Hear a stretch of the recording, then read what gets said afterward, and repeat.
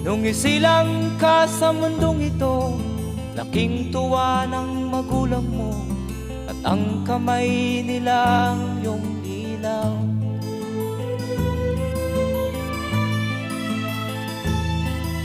At ang nanay at tatay mo'y di malaman ang gagawin, minamasdan pati pagtulog mo.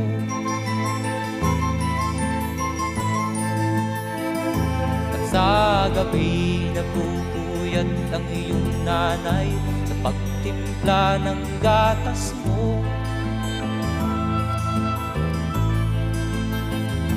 At sa umaga na may kalong ka ng iyong amang tuwang-tuwa sa'yo.